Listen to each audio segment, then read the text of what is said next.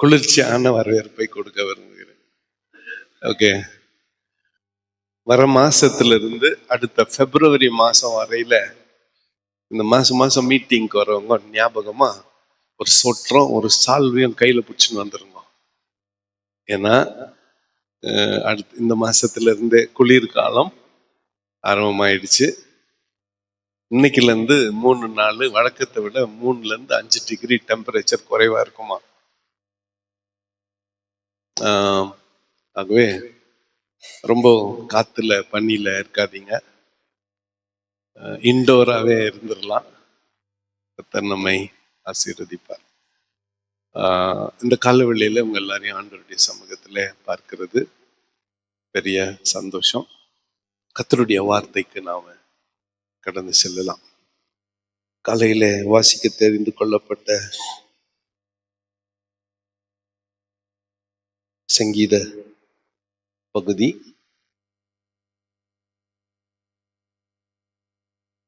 145 சங்கீதம் 145 145. சரி, உங்களுக்காக இந்த 3 நாளும் நீங்க ப்ரிப்பேர்டா இருக்கும்படி இன்னைக்கு 145 சங்கீதத்தை தியானிக்க போறோம். நாளைக்கு 146, வியாழக்கிழமை கால 118 118. இது தியானத்துக்கு போறதுக்கு முன்னால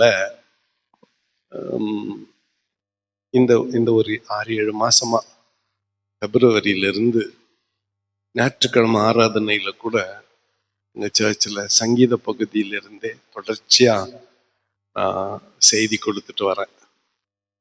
அதுக்கு காரணம் என்ன அப்படின்னு சொன்னா, சங்கீத பகுதி ஒரு ஏதோ நமக்கு உடம்புக்கு சிக்காயிட்டா, குடும்பத்துல ஏதாவது ஒரு வறுமை கஷ்டம் வந்துட்டா அப்போ வாசிக்கிற ஒரு பகுதி என்ற ஒரு பொதுவான எண்ணம் கிறிஸ்தவ சமுதாயத்துல.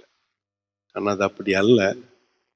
ஒவ்வொரு சங்கீதத்துக்கு பின்னாலேயும் ஒரு பின்னணியும் இருக்கிறது, ஒரு ஒரு முக்கியத்துவமும் இருக்கிறது. There is an importance for every song. ஒவ்வொரு சங்கீதத்துக்கும் ஒரு முக்கியத்துவம் இருக்கிறது. ஒவ்வொரு சங்கீதமும் நம்மை இன்னொரு ஸ்டெப் ஆண்டவரோடு நெருங்கி ஜீவிக்க உதவி செய்கிறது. ஒரு சங்கீதம் ஒரு படி முன்னால போறதுக்கு நமக்கு உதவி செய்கிறது. சரி, முதலாவது இன்னைக்கு 145 சங்கீதத்தை அனைவரும் சேர்ந்து ஒரே வேளையில வாசித்து விடலாம். ராஜாவாகிய என் தேவனே, உம்மை உயர்த்தி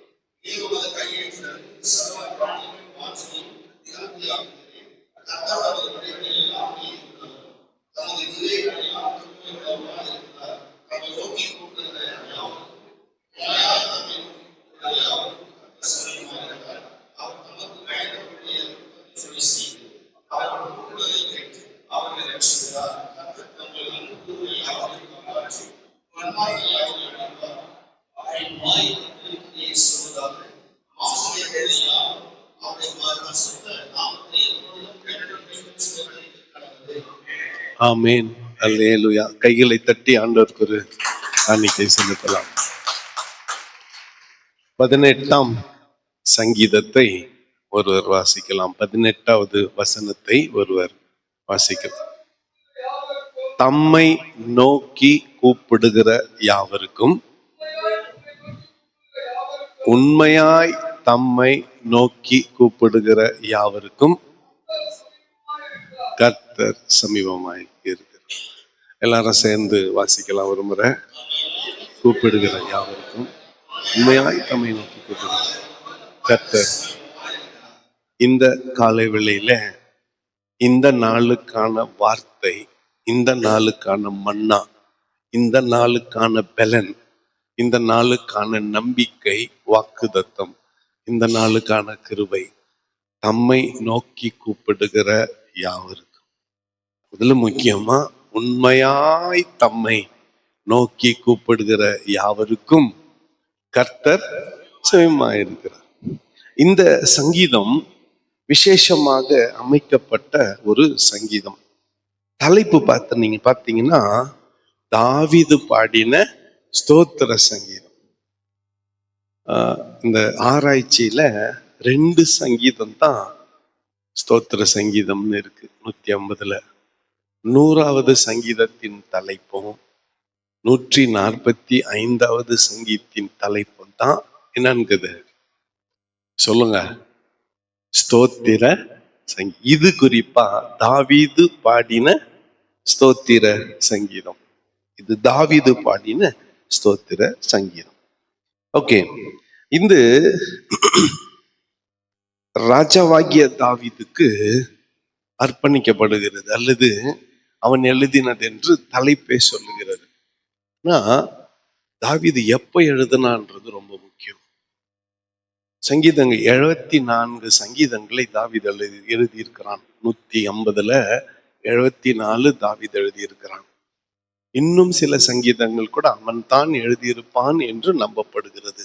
மிக நிச்சயமா 74 தாவீது எழுதினது. அதுல இது கண்டிப்பா தாவீது எழுதினது. அடுத்து இந்த சங்கீதத்தினுடைய சிறப்பு என்னன்னா, அவன் ராஜாவாயிட்டு எழுதினது. அவன் ராஜாவாயிட்டு ஆண்டவரை பார்த்து, ராஜாவாகிய என் ஆண்டவரே என்று தன்னை தாழ்த்தி தன்னுடைய சிங்காசனத்துல ஆண்டவரை உட்கார வைத்து அழகு பார்த்த சங்கீதம் இது. முதல் வார்த்தை என்ன சொல்லுது பாருங்க இந்த சங்கீதத்துல, ராஜாவாகிய என் தேவனே. இப்போ என்ன புதுசா மேல சேர் போட்டுக்கிறீங்க அங்க? ஓகே, அங்க நம்மளுக்கு அது ரொம்ப ஆபத்தானது. அது மனசாட்சி தொட்டு சொல்லுங்க. இப்ப நாங்க யாரை உட்கார வைக்கிறது? இப்ப சத்யராஜா உட்கார வைக்கிறேன்னு வச்சுக்கோங்களேன், மணி ஐயா கோவம் என்ன விட்டாரு, அடுத்த முறை ஃபெலோஷிப் வர்றது இல்லப்போ, KGF வர்றது இல்லை. நம்ம ஆனந்த் ஐயா உட்கார வச்சேன்னு நினைச்சுங்க, பிஷப் ஐயா கோவம். நான் ஒரு பிஷப்பு, லண்டனுக்கெல்லாம் போயிட்டு வந்தவன், எனக்கு என்ன இல்லை, அங்க சேர் இருக்கிறதுனால தானே அந்த பிரச்சனை. தூக்கம் அந்த சேர, அங்க சேர் இருந்தா தானே பிரச்சனை. சரி, ஒரே ஒரு சேர் இருக்குது, தாவீது மட்டும் உட்கார்றது. நாம் ரொம்ப பிராக்டிக்கலா இதை பேச விரும்புறேன்.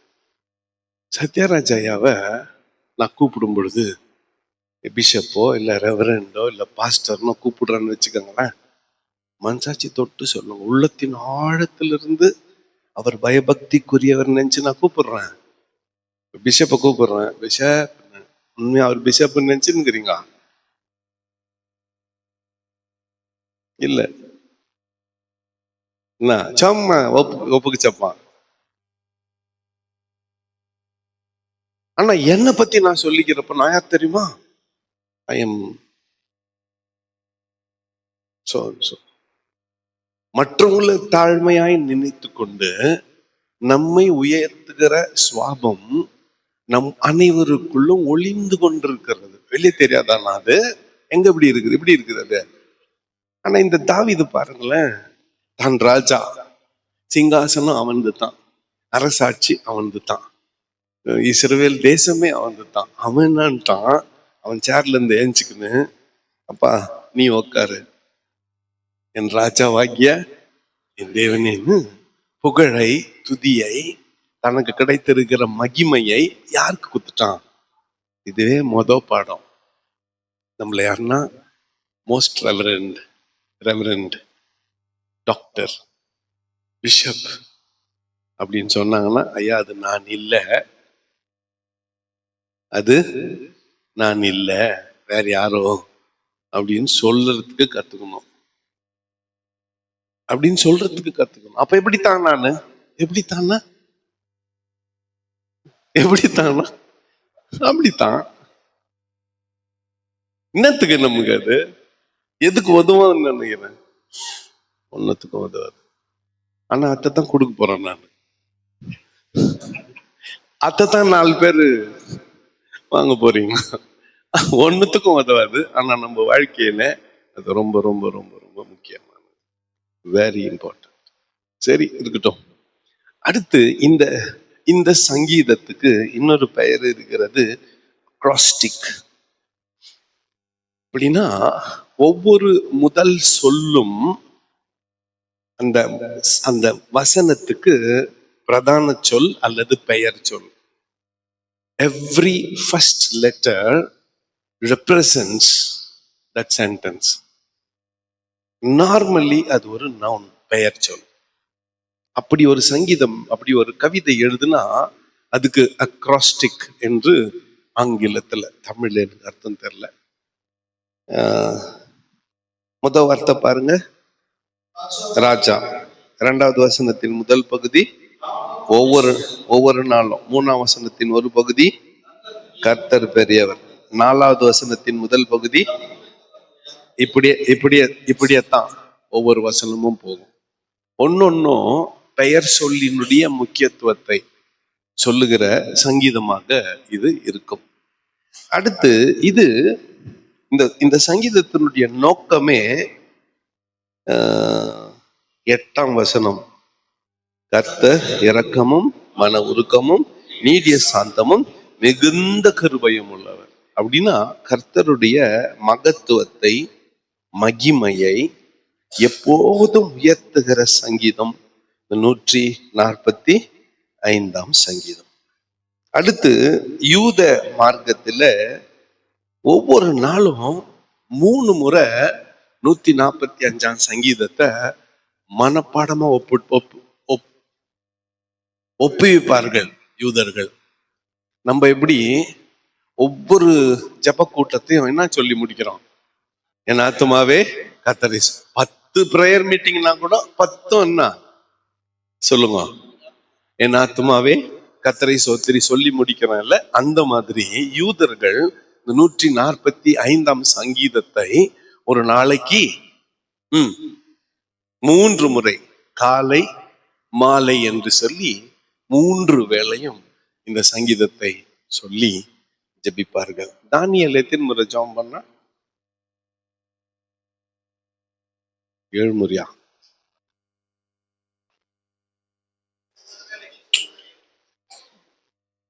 7 முறை. வசனம் சொல். 7 முறைன்றவங்கெல்லாம் கை தூக்குங்க. வசனம் சொல்லுங்க. தானியேல்ல 5:13 என்ன வசனம் சொல்லுங்க? 7 முறைன்றவங்க 3 முறைன்றதுக்கு வசனம் ஆதாரம் சொல்லிட்டாரு. அந்தி சந்தி மத்தியானம். சரி, ஓகே.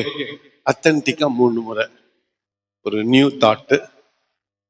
3 முறையும் தானியேல் இந்த சங்கீதத்தை மனப்பாடமாய் சொல்லி இருப்பான்.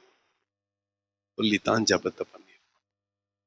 அப்படிப்பட்ட ஒரு சங்கீதம் இது யூத மார்க்கத்தில். அடுத்து ஆல் ஸ்பிரிச்சுவல் ரிச்சுவல்ஸ், ஞான ஸ்நான ஆராதனை, அடக்க ஆராதனை, திருமண ஆராதனை, சபை consecration of pastor, of a bishop, consecration of a minister, ஒரு ஊழியத்தை ஒருத்தர் பிரித்து எடுக்கிறதுனா அப்பெல்லாம் இந்த 145ஆம் சங்கீதத்தை வாசித்துதான் எல்லா மத சம்பந்தமான சடங்குகளை செய்வார்கள் யூதர்கள். கிறிஸ்டியன் ஃபெய்த்ல கூட, கிறிஸ்தவத்துல கூட கடந்த 2000 ஆண்டுகளாக இந்த சங்கீதம் முக்கியத்துவம் பெறுகிறது. சரி, இந்த சங்கீதத்தினுடைய அமைப்புக்குள்ள போலாம். முதல் 4 வசனங்கள் கர்த்தருடைய பெருமையை விவரிக்கிறது. முதல் 4 வசனங்கள் கர்த்தருடைய பெருமையை விவரிக்கிறது. It speaks about the greatness of God. கர்த்தருடைய பெருமையை விவரிக்கிறது. குறிப்பா 3ஆம் வசனம்,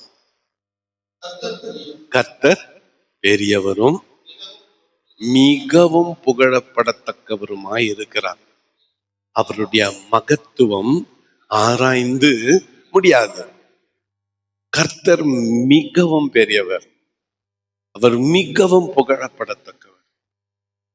You are worthy and worthy to be praised. துதிக்கு பாத்திரர், புகழுக்கு பாத்திரர். முதல் வசனத்திலே பார்த்தோம், தாவீது சீட்டில இருந்து எந்திரிச்சிட்டு ராஜாவாகிய தேவனே அப்படின்னு சிங்காசனத்தையே யாருக்கு கொடுத்துட்டான்? ஆண்டவருக்கு கொடுத்துட்டான். 4வது வசனத்தின்படி தலைமுறை தலைமுறையாக உம்முடைய கிரியைகளின் புகழ்ச்சியை சொல்லி உம்முடைய வல்லமை உள்ள செய்கைகளை அறிவிப்பார். நல்லா ஞாபகம் வச்சுக்கோங்க, நம்ம வாழ போறது அதிகப்படியா 3 சந்ததி, 3 ஜெனரேஷனை பார்ப்போம். அதிகப்படியா 80 வருஷம் வாழ்றோம்னா 3 சந்ததியை பார்ப்போம். இப்போ 4ஆம் தலைமுறையை பார்த்துட்டா அவங்க இந்த உலகத்துக்கு புட்டு போறதுக்கு விருப்பமே இல்லாதவங்கன்னு அர்த்தம். போறதுக்கு விருப்பமே இல்லாதவங்கன்னு அர்த்தம். ஆனா அந்த 4 அல்லது 3 தலைமுறையில நம்ம நாட்கள் 40 வருஷம். நம்ம ஃபார்ம் அண்ட் ஃபிட்னஸோட இருக்கிறது எவ்வளவு வருஷம்? 40 வருஷம். 15 வருஷம் பிறந்ததுல இருந்து 15 வருஷம் அது ஒன்றும் ஓகே. 15 வருஷம் வந்ததும் ஆண் பிள்ளையோ பெண் பிள்ளையோ வாலிபத்துக்கான உணர்வுகள் தோன்றி அடுத்து 40, 45, 50 காதோறும் வெள்ளை முடி வந்தா கதை முடிய போகுதுன்னு அர்த்தம்.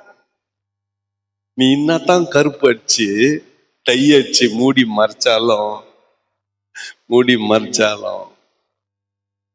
காடு வா வான்னுது, வீடு நீ கட்டி கஷ்டப்பட்டு கட்டின உன் வீடு என்னன்னு, டேய் நீ வர வேண்டிய இடம் இதுதான் வான் தான். எது இது? ரெண்டுத்துக்கும் மத்தியில அல்லாடின்னு இல்ல, காதோரம் வெள்ள முடி வந்துச்சுன்னா ஆன் யுவர் மார்க்.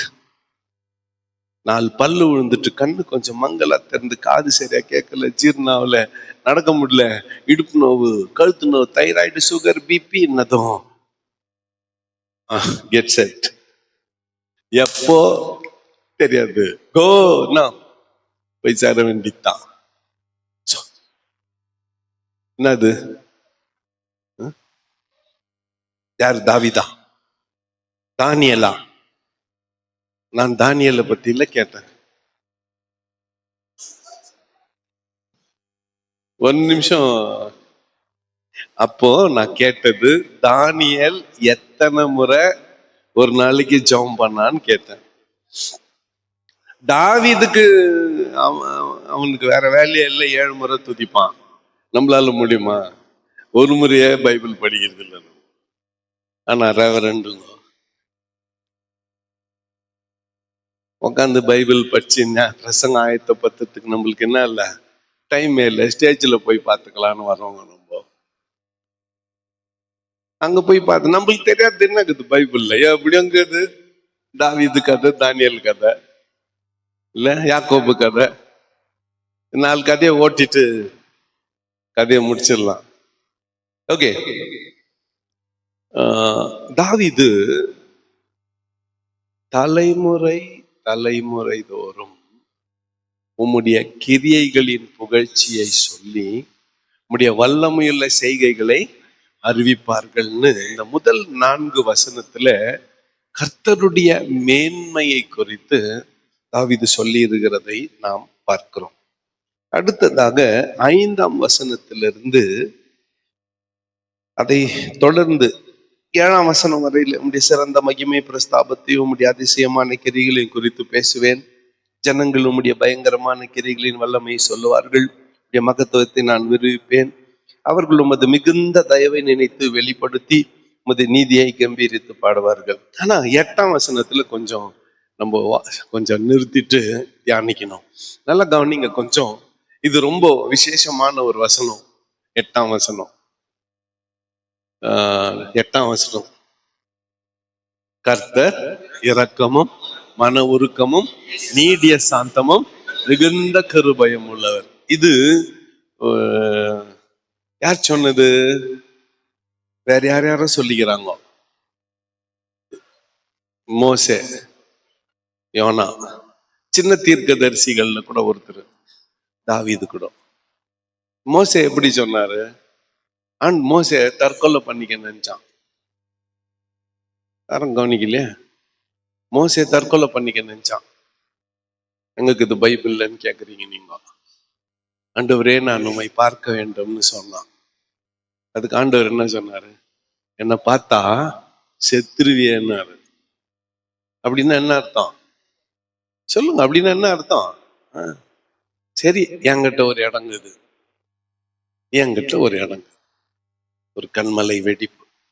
அதுல மோசையை வச்சுட்டு கையை வச்சு மூடிட்டு கடந்து போயிட்டார். போயிட்டு கையெத்துட்டார். ஆண்டவர் கடந்து போகிற அந்த பின்னால சமூகத்தை, பிரசன்னத்தை, அந்த மேகத்தின் மகிமையை பார்த்தான். இவனால சும்மா இருக்க முடியல. சத்தம் போட்டு கத்தனான். என்னன்னு கத்தனான் சொல்லுங்க பார்க்கலாம். கர்த்தர் இரக்கமும் மன உருக்கமும் நீடிய சாந்தமும் மிகுந்த கிருபையும் உள்ளவர். கை தட்டி ஆண்டவருக்கு ஜோரா ஒரு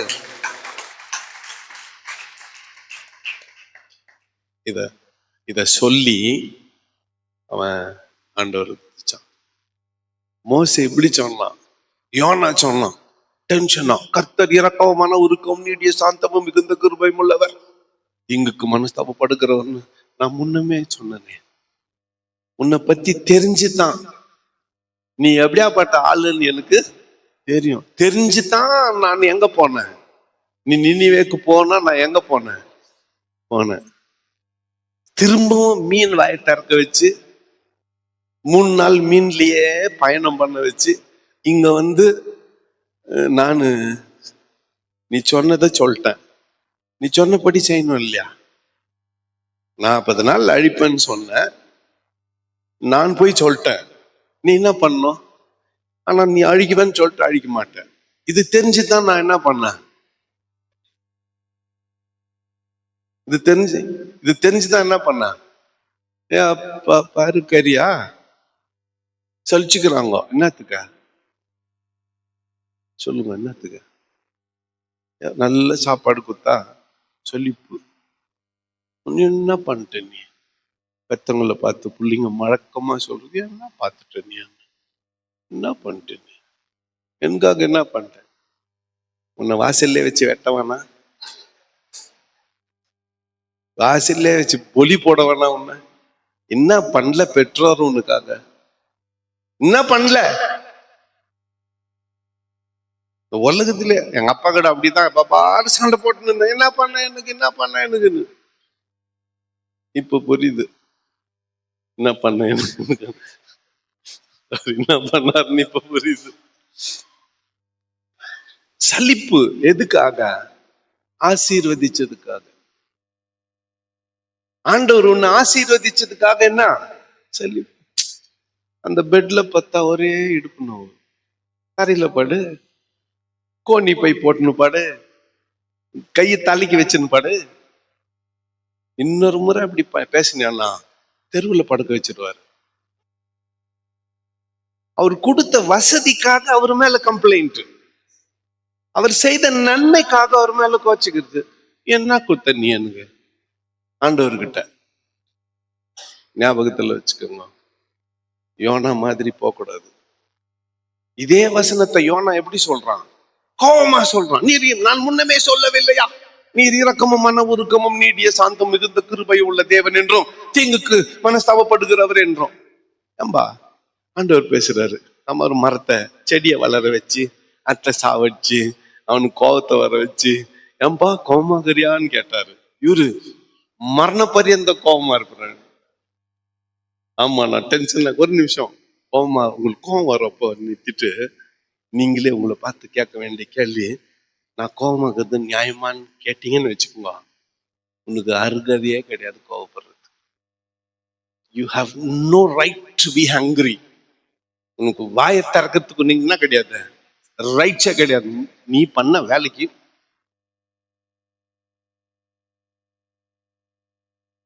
நீ செஞ்ச வேலைக்கு போயிட்டக்கணும், பேசாத போயினக்கணும். கையை உயர்த்துறதுக்கு உனக்கு என்ன கிடையாது, அருகதை கிடையாது. யோனா ஸ்டோரி அது தாவீது ரிப்பீட் பண்றான். கர்த்தர் இரக்கமும் மன உருக்கமும் நீடிய சாந்தமும் மிகுந்த கிருபையும் உள்ளவர் என்று. நெக்ஸ்ட், ஆண்டவருடைய சிங்காசனத்தை அவனுக்கு குத்தது மாத்திரம் இல்ல, ராஜ்யபாரத்தே ஆண்டவர் குத்துட்டான். He dedicated his kingdom to God. நல்லா புரிஞ்சுக்குங்க. இந்த இந்த இலங்கை வானொலி நிலையம், விவித பாரதியின் வர்த்தக ஒளிபரப்பு, நேயர் விருப்பம் அப்படின்னுட்டு ஒரு லிஸ்டே படிப்பாங்க.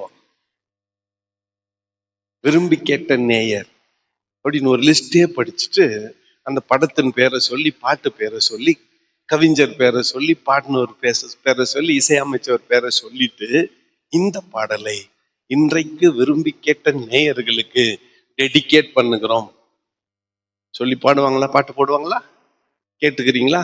இப்ப கூட சில டிவியில சேனல்ல இப்ப கூட வருது. தாவீது தனக்கு கிடைச்ச சிங்காசனத்தை இப்ப யாருக்கு குத்துறான் சொல்லுங்க? ஆண்டவருக்கு. 12-13 வசனங்கள். உமது ராஜ்யத்தின் மகிமையை அறிவித்து உம்முடைய வல்லமை குறித்து பேசுவார். உம்முடைய ராஜ்யம். ரெண்டாவது முக்கியமான குறிப்பு பாருங்க, தன்னுடைய ராஜ்யத்தை காட்டிலும் தாவீது ஆண்டவருடைய அரசு, இறை அரசு, பரலோக ராஜ்யத்தை குறித்து, கர்த்தருடைய ராஜ்யத்தை குறித்து மேன்மை பாராட்டுகிறான். நம்ம எல்லாரும் நல்ல ஞாபகம் வச்சுக்கோங்க, தூங்குறவங்க எல்லாம் கவனிங்க. நம்ம எல்லாம் அவருடைய ராஜ்யத்தை கட்டி கொண்டு இருக்கிறோம். ஆனா அது உண்மையா? அது உண்மையா? உண்மைத்தானா? மையா உண்மைத்தானா? நான் யாரு? அவர் ராஜ்யத்தை நீ கட்டினா நான் யாருன்ற கேள்வி ஏன் கேட்கிற? நான் யார் தெரியுமா ஏன் பேசுற? வேலைக்காரன் நீ, sweeper, contingency labour. Post office postal department என்ன பண்ணிச்சு தெரியுமா? கௌரவமா ஒரு தலைப்பு குத்துச்சு. யாருன்னா கண்டிஜென்சி லேபர். யார் தெரியுமா அவங்க? போஸ்ட் ஆபீஸ்ல எல்லாம் வர்றதுக்கு முன்னால காலையில போஸ்ட் ஆபீஸ் பெருக்கிட்டு, குடிக்கிற தண்ணி பிடிச்சி ஊத்திட்டு, டாய்லெட்ல தண்ணி பிடிச்சி வச்சுட்டு, டாய்லெட்டை கழுவிட்டு போறாங்க பாரு, அவங்களுக்கு பேர் என்ன? Contingency labour. அதான் நீ. இன்னொரு முறை யாருன்னா, நான் யார் தெரியுமா? நான் ரெவரண்டு, நீங்க டாய்லெட் கழுவி விட்டுருவேன். அங்கதான் வேலை ஸ்டார்ட். நம்மளுக்கு அங்கதான் வேலை ஸ்டார்ட். நான் இந்த முறை எங்க பசங்க நம்பிக்கை, பசங்க மேல நம்பிக்கை, அவனுங்க எல்லாத்தையும் சுத்தமா பார்த்துக்குவாங்கன்ட்டு நான் டாய்லெட் பக்கமே போறது இல்லை. அன்னைக்கு அந்த லாஸ்ட்ல வேலை செஞ்சிருந்தேன்னா மழை ஜோன் வந்துச்சு, எனக்கு டாய்லெட் அவசரமா வந்துச்சு, அங்கிருந்து இங்க வர முடியாதுன்னு அந்த டாய்லெட்டுக்கு போன மாசம் நீங்க எப்படி யூஸ் பண்ணிட்டு போயிருந்தீங்க தெரியுமா? மழை ஜோன்னு பெய்யுது, கண்ணுக்கால அளவு தண்ணி சேர்ந்துட்டு இருக்குது டாய்லெட்ல. இதே எங்கடாக்குறீங்க ஓடியாந்தானுங்க ஒரு 3 பேர்.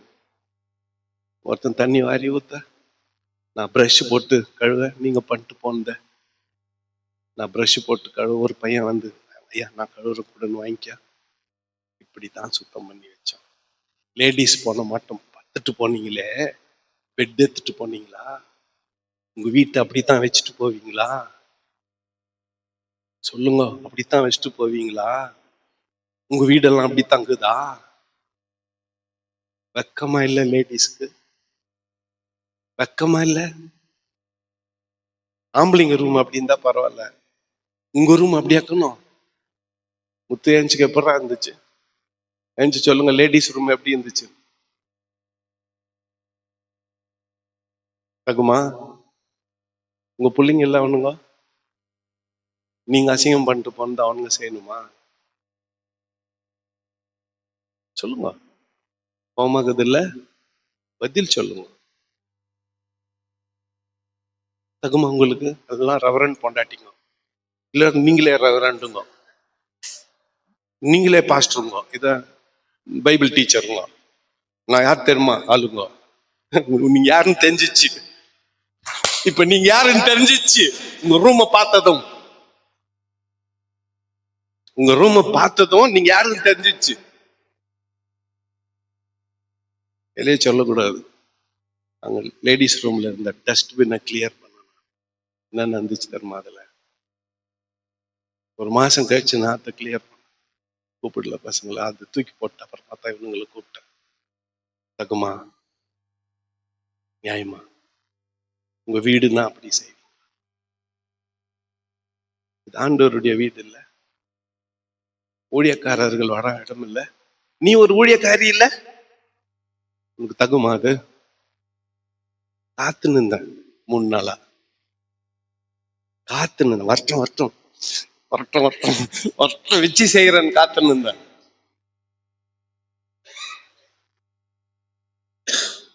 நல்லது இல்லை இதெல்லாம். It's not good. நல்லது இல்லை. நான் பயன்படுத்துற டாய்லெட் போய் பாருங்க, நான் படுக்கிற இடம் போய் பாருங்க, நான் சாப்பிடுற இடம் போய் பாருங்க. கிளீனா இருக்கணும், சுத்தமா இருக்கணும். சும்மா வீக் டே மீட்டிங் எல்லாம் இருக்காது. நான் வருவேன் கிச்சன் கிட்ட, ஸ்டோர், இது டைனிங் ஹால், காத்தடிச்சு பெற்று விழுந்துட்டு இருக்கோம். வந்தவொடனே என்ன கேட்கணும் கேளுங்க, டேய் நீங்க இருக்கிறீங்களா? என்ன இடம் சுத்தமா இருக்கணும். ஆண்டவர் குத்துது, கர்த்தர் குத்துது. என் வீடு இப்படி இல்லை, என் வீடு இப்படி இல்லை, இது ஆண்டவர் இப்படி குத்துக்கிறாரு. எப்படி பயன்படுத்தணும்? உண்மையான உண்மையான தாய்மார்களா நீங்க இருந்தா, ஐயா வெளியே போங்க ஐயா, உங்க ரூமை நான் கிளீன் பண்ணிட்டு போறேன்னு சொல்லிக்கணும். நீங்க உங்களே கிளீன் பண்ணிக்கிறது இல்லை. உங்ககிட்ட போயிட்டு நான் பேசுறது சோத்திரம். நல்லது இல்லை. அன்பு அன்பு தாய்மார்களே, இது நல்லது இல்லை. தயவு செஞ்சு கொஞ்சம் ஒத்துழைப்பு. நாங்க உங்களுக்கு சேவை செய்ய விரும்புகிறோம். அந்த சேவை சிறப்பானதாக இருக்க விரும்புகிறோம். we want to keep a standard. ஒரு ஸ்டாண்டர்டை வைக்க. எங்களது பஸ் ஸ்டாண்ட் டாய்லெட் இல்லை, எங்களது பஸ் ஸ்டாண்டு டாய்லெட் இல்லை. எல்லாரும் நீங்க எல்லாம் வந்துட்டு பிறகு ஒருத்தருக்கிறாரு, அவர் போய் பெனாயில் ஊற்றி டாய்லெட் ஊற்றி கழுவிட்டு வர்றாரு. இதெல்லாம் எதுக்காக? நோய் பரவக்கூடாது, இன்ஃபெக்ஷன் ஆகக்கூடாது, யூனோ, அதுக்காக அவ்வளோ பிரயாசம், முயற்சி. சோத்திரம். ஆண்டவரே என்ன மன்னியம். நமக்கு விரோதமான வார்த்தைகள் வந்திருந்தா மன்னியம். ஆனா நான் பேசுனதெல்லாம் உண்மை, நான் சொன்னதெல்லாம் உண்மை. சரி, ஆண்டவருடைய ராஜ்யம் கட்டுகிறவர்கள் நம்பும். அந்த ராஜ்யத்தின் மேன்மையை ஆண்டவர் கொடுக்கும். இறையரசை சேர்ந்தவர்கள் நாம். அந்த இறையரசுக்கு உண்டான மரியாதையை நாம் செலுத்த வேண்டும். அதை தாவீது தெரிந்து வைத்திருந்தார். அடுத்து 14ஆம் வசனத்துக்கு வரும் பொழுது கர்த்தர் 16 வரை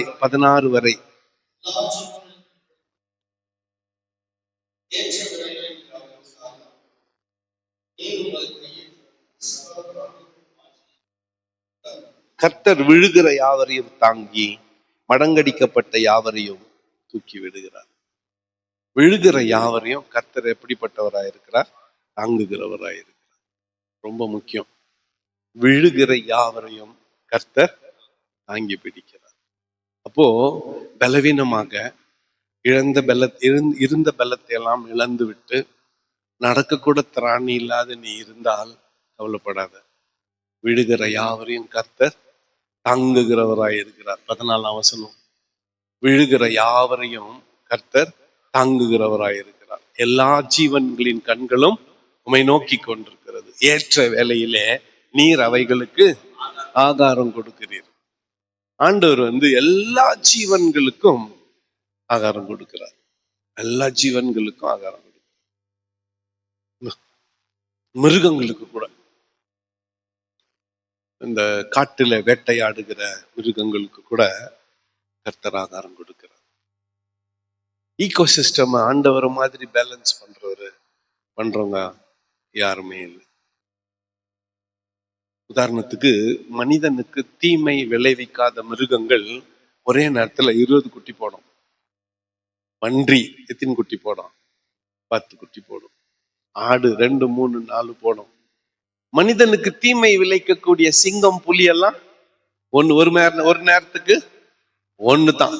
சிங்கம் ஒரு குட்டி போட்டா அடுத்த 10 வருஷத்துக்கு 8 வருஷத்துக்கு அதனால இன்னொரு முறை நம்மள மாதிரி சிங்கம் இருந்துச்சுன்னா என்ன ஆயிருக்கும்? நேத்து ஏர்போர்ட்ல இருந்து அவங்கள கூட்டின்னு வரப்போ வேடிக்கையா அவர் சொன்னாரு, நம்ம இன்னைக்கு வந்துக்கிற ஊழியக்காரர், இந்தியன்ஸ் ஆர் வெரி குட் அப்படின்னாரு. எதுக்குன்னு? எண்ணிக்கை கடங்காமல் பிள்ளைகளை பெற்றெடுப்பதற்கு. நம்ம இனப்பெருக்கம் பண்ற மாதிரி 145 கோடி நம்ம ஜனத்தொகை. நம்மள மாதிரி நம்மளுக்கு போட்டியா சிங்கமும் ஜனத்தொகைய பெருக்கி இருந்தா என்ன ஆயிருக்கும்? யோசித்து பாருங்க. இப்ப நம்ம 100 பேர் இருக்கிறோம்னா அது அங்க 100 சிங்கம் இருந்திருக்கும். எத்தனை பேர் அதுக்கு இறையா இருக்குமோ தெரியாது.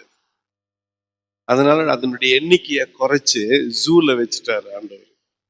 இல்ல மிருகத்துல காட்டுல வச்சுட்டாரு. அவைகள் நாட்டுக்குள்ள மக்களை துன்புறுத்தாதபடி வச்சுட்டாரு. ஆனா நீ அங்க போனியான்னா மாட்டிக்கிற. சிங்கம் அடிச்சிச்சு, புலி அடிச்சிச்சுன்னா அவங்க வீட்டுக்கிட்ட, அவங்க கோட்டையில போய் நீ வீடு கட்டின. அதனால அது சேதப்படுது. யானை இடிச்சிட்டு போயிடுச்சு நிறையா. எதுல? பொள்ளாச்சியில, வால்பாறையில, ஊட்டில எல்லாம் கேள்விப்படுறோம். அவங்க ஊர் அது, அவங்க காடு, அவங்க வீடு. நீ மீறி வீடு கட்டிக்கினா அப்பப்ப காட்டிட்டு போறாங்க. எல்லா கண்களும் கர்த்தரை நோக்கி இருக்கிறது. கர்த்தர் அவைகளுக்கு என்ன கொடுக்கிறாராம்? ஆகாரம் கொடுக்கிறார். மிருக ஜீவன்களுக்கே அவர் ஆகாரத்தை கொடுக்கிறார். ஆனால் அவைகளை நமக்கு ஆகாரமாய் கொடுத்திருக்கிறார். புரியல நிறைய பேருக்கு. புரிஞ்சிச்சா? சிரிக்க மாட்டேன். வேற யாருன்னா சொல்லலாம், சிரிச்சிருப்பேன். ஓகே, 17 இருந்து 19 வரை.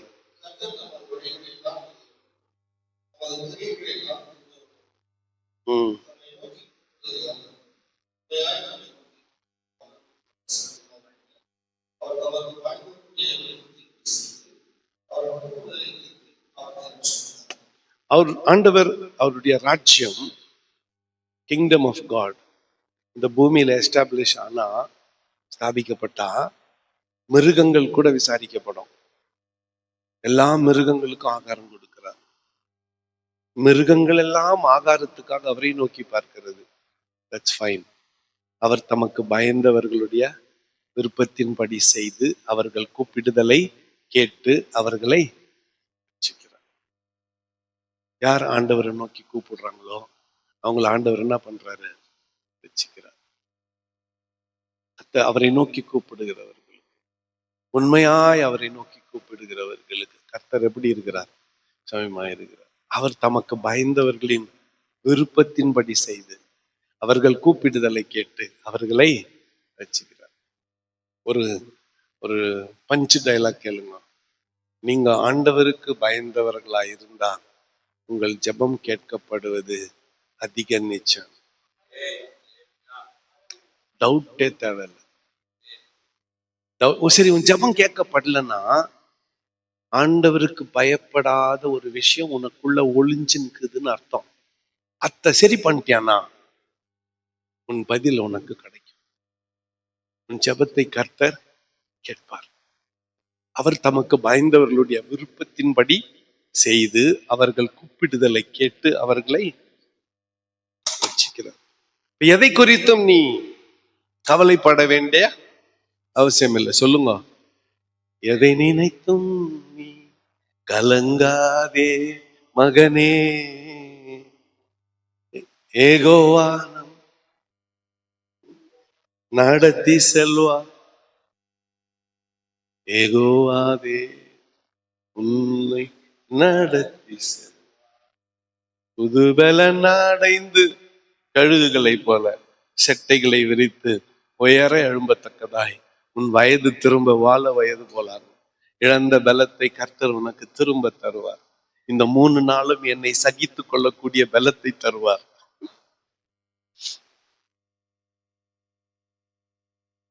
இந்த 3 நாளும் என்னை பொறுத்து கொள்ளக்கூடிய நல்ல இருதயத்தை வேற வழியில வந்து மாட்டிக்கினீங்க, பொருத்தம் தான் ஆகணும். அடுத்து, கர்த்தர் தம்மில் அன்பு கூற யாவரையும் காப்பாற்றி துன்மார்க்கரை அழிப்பார். இந்த லாஸ்ட் பகுதிக்கு இது பாருங்க, அதை விட்டுருங்க. துன்மார்க்கர் அழியிறது கூட ஏசுநாதருக்கு இஷ்டம் இல்லை. அது தாவீது சொன்னது. துன்மார்க்கர் அழியிறது கூட ஏசுநாதருக்கு இஷ்டம் இல்லை.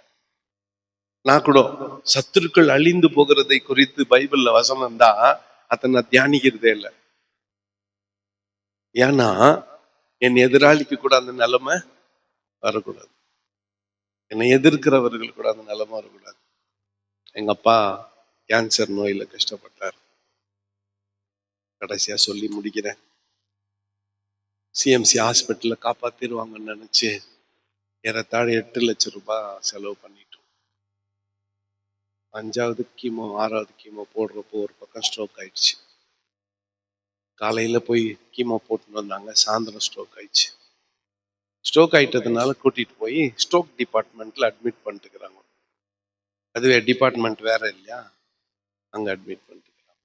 அபிஜித்னு ஒரு டாக்டர், அவரு வராருன்னு 8 நாள் காத்துருந்தோம். சென்டர்ல இந்த சைடும் பேரலைஸ் ஆயிடுச்சு. ஒரு பக்கம் பக்கவாதம் அடிக்கிறது கேள்விப்பட்டுக்கிறேன். எங்க அப்பாவுக்கு 2 பக்கம் அடிச்சிருச்சு. 8 நாள் கழிச்சு அவர் வராரு. வந்துட்டு, ரொம்ப அப்போ முக்கியம் இல்லை குடும்பத்துல, இந்த ஹாஸ்பிட்டல்ல ட்ரீட்மெண்ட் பார்க்கலான்னு மூத்த பையன் நான் என்ன கேட்கவே இல்லை. எங்க தம்பியும் எங்க மச்சானும் முடிவு எடுத்தாங்க. சிஎம்சி நான் சொன்னேன் பெங்களூர்ல பார்க்கலாம், நம்ம பேச்சு எடுப்பதில்லை, ஏழை பேச்சு எடுப்படாது. அங்க வெள்ளூர்ல என் தங்கச்சி இருக்கிறா, அவ வீட்டுல இருந்து நம்ம ட்ரீட்மெண்ட் பார்த்துக்கலான்னு எங்க அப்பா கூட. எங்க அப்பாவுக்கு அவன் மேல ரொம்ப இஷ்டம், அதனால சரி போட்டோம். பண்ண போட்டோம். இப்போ யாரும் வரல டாக்டர் கிட்ட பேசுறதுக்கு. அதான் கதை முடிஞ்சிடுச்சு.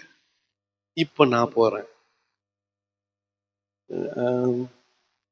அந்த டாக்டர் சொன்னாரு, ஸ்ட்ரோக் ஆனது கீமோ போட்டதுனால இல்ல, அது அவருக்கு நேச்சுரலா ஸ்ட்ரோக் வந்து. நானு என்ன சொல்றீங்க டாக்டர், நான் கிண்டலா பேசுவேன், ரொம்ப கிண்டலா பேசுவேன். என்ன சொல்றீங்க saying doctor, morning you administered chemotherapy and in the afternoon you had a stroke and you are saying you don't know about it for the last 8 days. நான் சொல்லிட்டாரு, 8 நாளா அந்த ஹாஸ்பிட்டல்லே இருக்கிறாரு. இவரை இந்த டிபார்ட்மெண்ட்ல சேர்த்துட்டு இருக்கிறாங்க, எனக்கு தெரியவே தெரியாதுன்றாரு கேன்சர் டாக்டர். நான் சொன்னேன், is this a way you treat a cancer patient? Let me talk to the CMD. அப்பா எத்தனை போயிருங்க காப்பாற்ற மாட்டேன். எல்லா பணத்தையும் பிடிங்கிட்ட பிறகு supposed to be a Christian hospital. எல்லாம் சொல்லுவாங்க சிஎம்சிக்கு பண்ணா காப்பாத்திடலாம். நான் சொல்றேன், கவர்மெண்ட் ஹாஸ்பிட்டலுக்கு போயிருந்தா கூட நல்லா இருந்திருக்கும். அப்பாவுக்கு வந்து என்ன சாவ போறாருன்னு அந்த இந்த ஒண்ணுக்கு போற அந்த ஃபிக்ஸ் பண்றாங்கல்ல, அது விலகிட்டு இருக்குது. சேர்ல உட்கார வச்சுட்டு இருக்கிறாங்க. 11 மணில இருந்து 4 மணி வரலாம். ஒரு வார்ட் பாய் வந்து ஃபிக்ஸ் பண்ணிட்டுக்கலாம். அதுக்கு டாக்டர் வரணும்னா 4 மணிக்கு வந்து அதுக்குள்ள ஒரு வலி தாங்க முடியாது, உட்காந்துக்கிற பெஞ்ச் அடிச்சுக்கிறாரு, அப்படியே அடிக்கிறாரு, குத்துறாரு. என்ன என்னால உதவி செய்ய முடியாது. கடைசியில் இப்படி ஆயிடுச்சு. வீட்டுக்கு எடுத்துன்னு வந்துட்டோம். Blood cancer. சர்ச்சில் அவரை பார்க்க முடியல, சகிக்க முடியல என்னால். இப்போ சர்ச்சில் போயிட்டு ஒரு ஞாயிற்றுக்கிழமை காலையில் திருவிருந்தின் ஆராதனை.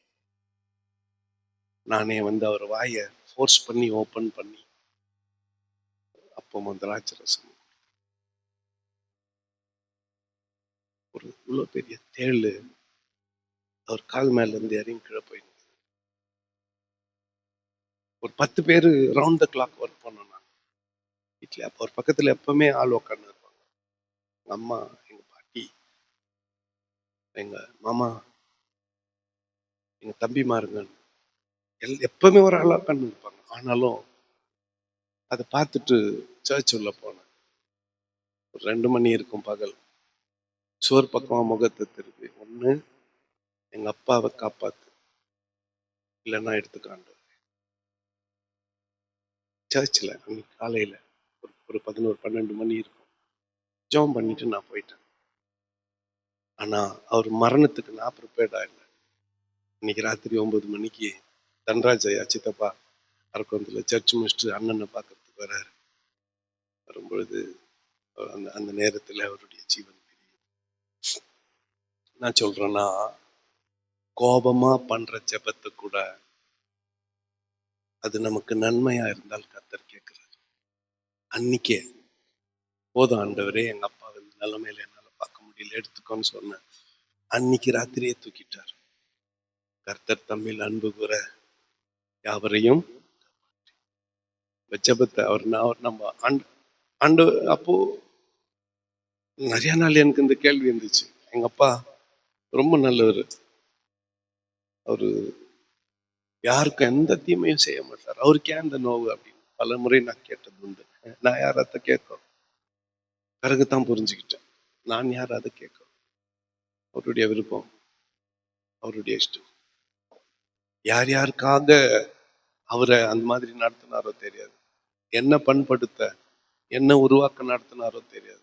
இல்லை எங்க கூட பிறந்தவங்க, இல்லை அவரு கூட பிறந்தவங்க, அவரோட மனைவி, அல்ல அவருடைய அம்மா, அவரோட உயிரோட இருந்த யார சரிப்படுத்துறதுக்காக அப்படி நடந்தது தெரியாது. ஆண்டவர் பார்த்துக்குவார்.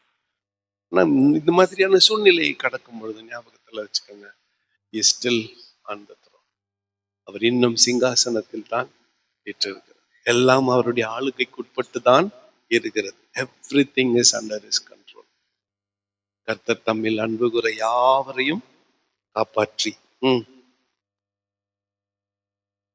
என் கடைசியா 21ஆம் வசனம் எல்லாம் சேர்ந்து வாசிக்கலாம்.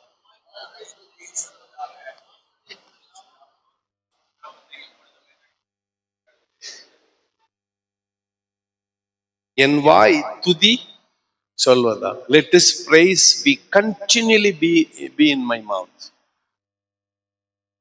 எப்போதும் அவருடைய துதி என் வாயில் இருப்பதாக. அப்போ அவருடைய துதி எப்போதும் என் வாயில இருப்பதாக. உட்கார்ந்தாலும், ஏஞ்சாலும், நின்னாலும், நடந்தாலும் எப்பொழுதும் நான் அவரை துதித்துக் கொண்டு இருக்க வேண்டும். இது நம்முடைய ஜெபமாக இருக்கட்டும். எழுந்திருப்போம்.